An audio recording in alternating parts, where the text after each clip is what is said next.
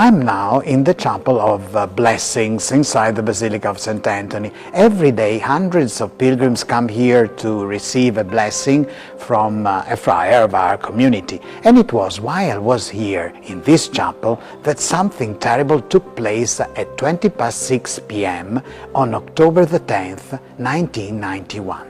It was getting dark, and in a little more than half an hour the basilica would have closed its doors. Suddenly I saw three men in black balaclavas, a bag and a sledgehammer running past this chapel. Frightened, I immediately ran into the sacristy to raise alarm, also because screams could be heard in the distance.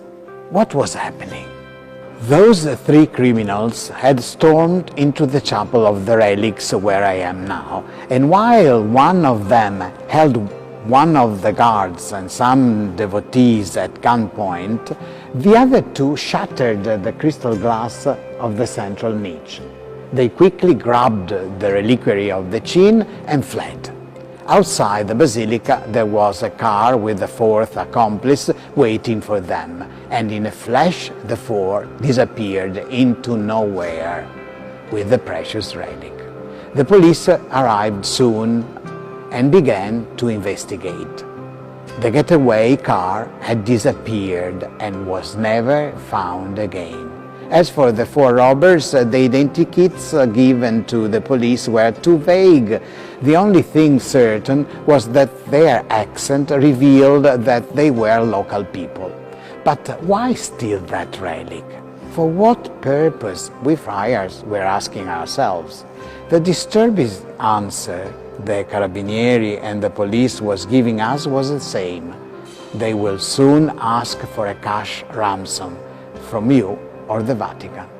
Meanwhile, the news was hitting headlines around the world.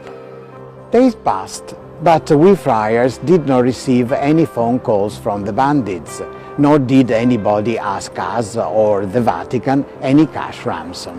On December the 20th, 1991, 72 days after the terrible robbery, we finally received a phone call from the Carabinieri. They had found a relic.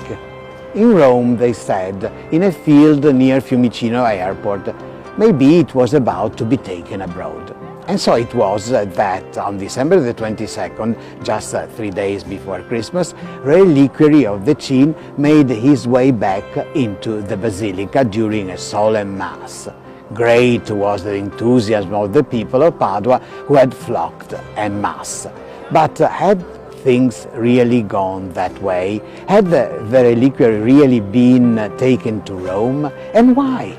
A few years later, we learned that the robbery had actually been commissioned by the boss of a notorious criminal gang rampant in the Veneto region during those years. Through that spectacular robbery, the boss wanted the police to understand that he had the whole Veneto region under his thumb.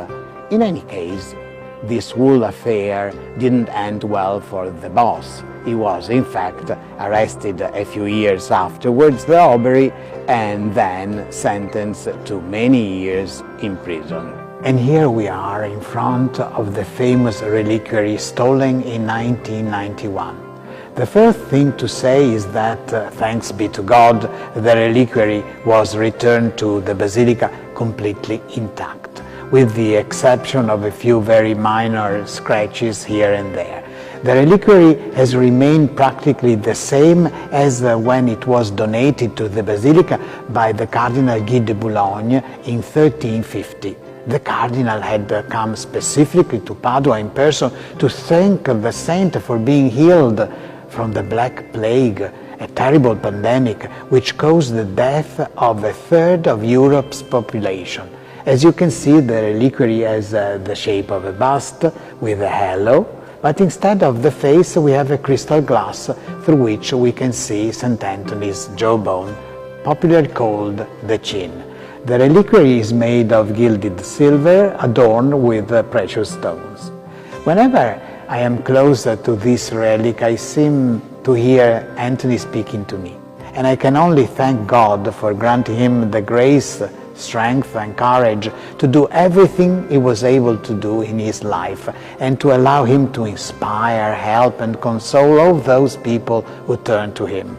With this thought in mind, I find the definition of relics as traces of God's love as very appropriate.